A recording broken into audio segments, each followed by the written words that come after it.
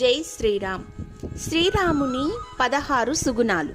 రామాయణం భారతదేశం ప్రపంచానికి అందించిన ఒక మహత్తర కావ్యం. ఇది ఒక కావ్యమే కాదు, భారతీయుల జీవన విధానం. భారతదేశంలో ఊహ తెలిసిన చిన్న పిల్లవాడికి కూడా రామాయణం అంటే ఒక రాముడి కథ అని తెలుసు. ఇది అంతగా ప్రాచుర్యం పొందడానికి గల కారణం మన వాల్మీకి గారు. వాల్మీకి రామునికి గల 16 సుగుణాలు ఉన్నాయని ఆ యొక్క రామాయణంలో మనకు తెలిపాడు. అవేంటో తెలుసుకుందామా?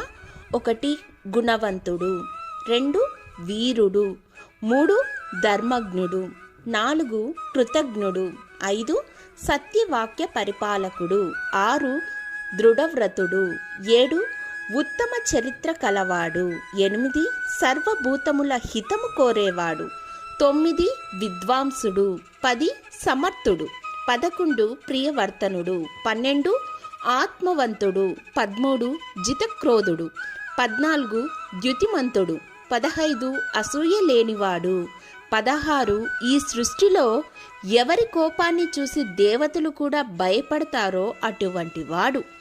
ఈ 16 లక్షణాలు ఒక మనిషిలో ఉండటం ఏకకాలంలోనైనా అరుదు. ఇన్ని మంచి సుగుణాలు కలవాడు కాబట్టే రాముడు మర్యాద పురుషోత్తముడయ్యాడు. ఒక మంచి కొడుకు, ఒక మంచి భర్త, ఒక మంచి అన్న, ఒక మంచి పాలకుడు అయ్యాడు.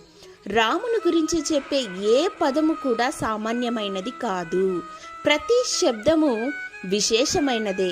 రామ పదం హిందువుల రోమ రోమాన నాటుకొని ఉంటుంది. ఏ చిన్న కష్టం వచ్చినా అయ్యో రామా అనే మాట మన నోట్లో నుంచి వస్తుంది. అలసిన వేళలా కూడా శ్రీరామచంద్ర అని స్మరిస్తాం. అంతగా మన రాముణ్ణి మన సొంతం చేసుకున్నాం కాబట్టి రామాయణం మహాకావ్యమైంది.